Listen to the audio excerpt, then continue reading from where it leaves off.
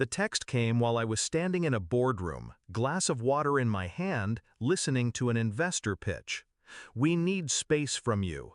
Please don't reach out anymore. At all." My wife. No call, no conversation, just a message that cut me out of the life I built brick by brick, paycheck by paycheck. And in that one line, she claimed my children too. She thought she'd sent a goodbye. She didn't realize she'd triggered something else. I didn't react, not in front of my team, not in front of the investors who watched me like hawks. I slipped the phone back into my pocket, nodded at the presenter, and waited for the meeting to end. Inside, the betrayal pressed against my chest like a knife. But I didn't bleed, not yet. We'd been married 12 years. I met her when I was broke, building a company out of a garage that smelled of oil and old coffee. She laughed at my ambition then, told me I lived in fantasy spreadsheets. But when money started rolling in, she wasn't laughing anymore. She was shopping, planning, expanding her comfort. I thought loyalty meant weathering the storms together. Turns out, she was only here for the sunshine. The signs had been there. Late nights at the gym, new perfume, the way she turned her phone face down when I entered the room. But I buried those suspicions under trust. Trust is a fool's investment when the other party has already cashed out. Now, with one message, she confirmed what I refused to see. She wasn't leaving me, she was leaving us, the family, the vows, the future we'd promised. And she was taking my kids into another man's house. That was her mistake, because I don't fight with fists. I fight with leverage. I didn't argue, didn't beg. I simply typed back, "Of course. Tell your lover I'll cancel my $500 million investor check." Then I turned off my phone and waited. By midnight, the calls began. First from her, then from him, then from numbers I didn't recognize. Her friends, her mother, even one of the kids on speaker, coached to plead. I ignored every single one, because they weren't calling out of love, they were calling out of fear.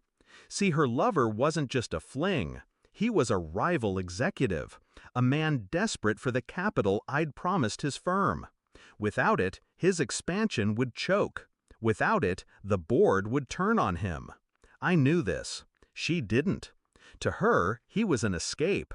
To me, he was leverage. The next morning, the news hit. Major investment deal withdrawn. Questions rise about leadership stability.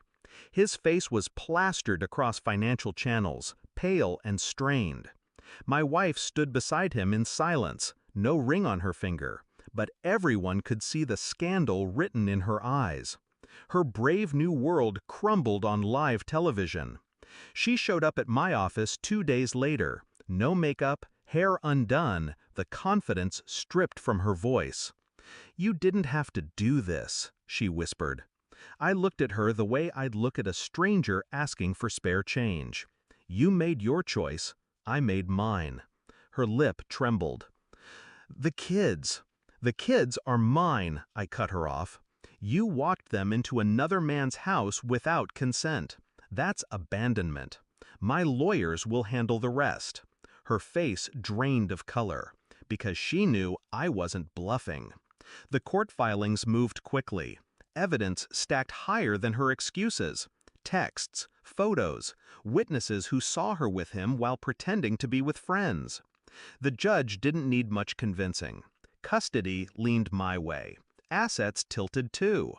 By the end of it, she was left with an apartment she couldn't afford and whispers in every social circle that once adored her.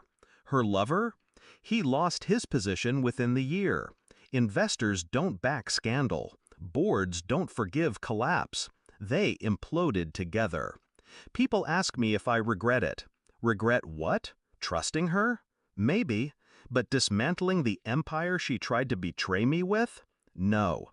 That wasn't revenge. That was justice disguised as restraint. I didn't raise my voice, didn't lift a hand. I simply pulled back what was mine. And in doing so, I let her see what life really looked like without me. Now the house is quiet. My children laugh in rooms that don't echo with lies. I tuck them in at night and remind myself that love is proven by consistency, not words. As for her, she still sends messages sometimes. Apologies, memories, please. I don't reply, because silence is the sharpest blade I own. She thought walking away meant freedom, but all she walked into was the wreckage of her own making. And me? I walked into peace.